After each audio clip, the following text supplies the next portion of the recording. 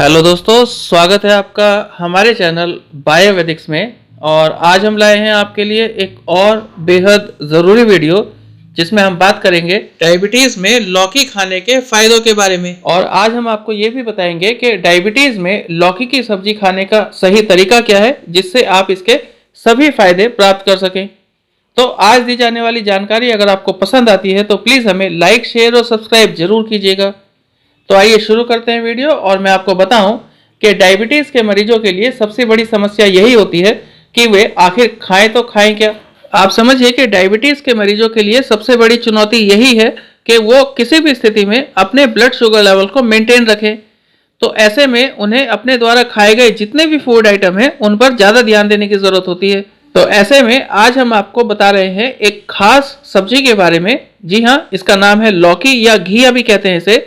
और इसे ज़्यादातर लोग पसंद नहीं करते, लेकिन जब आप इसके फायदे जान लेंगे तो निश्चित रूप से आप इसे खाने के लिए मजबूर हो जाएंगे, क्योंकि ये बेहद फायदेमंद सब्जी है, खासकर डायबिटीज़ के मरीजों के लिए। और आप समझिए कि अगर आपको डायबिटीज़ है और आप लौकी का रेगुलर सेवन करते हैं, जैसे कि आज हम आपको बताएंगे, तो निश्चित रूप से आपकी ब्लड शुगर लेवल कंट्रोल में रहेगी।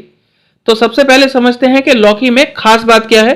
तो मैं आपको बताऊं कि लौकी या घिया एक ऐसी सब्जी है जिसमें लगभग 90% यानी 90% तक पानी होता है और बाकी 10% फाइबर होते हैं। इसके साथ साथ लौकी की खास बात यह है कि इसमें कार्बोहाइड्रेट बिल्कुल नहीं होता, इसलिए यह डायबिटीज़ के मरीजों के लिए ज़्यादा फायदेमंद मानी जाती है।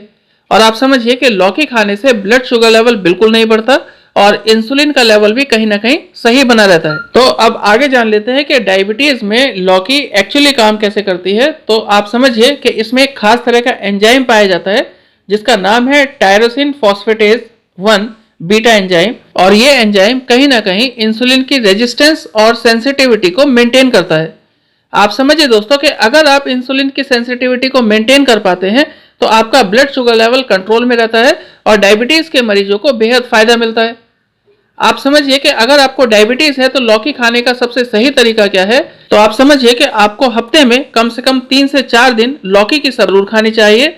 और कोशिश कीजिए कि जब आप लौकी की सब्जी बनाएं तो उसमें मसालों का कम से कम इस्तेमाल करें।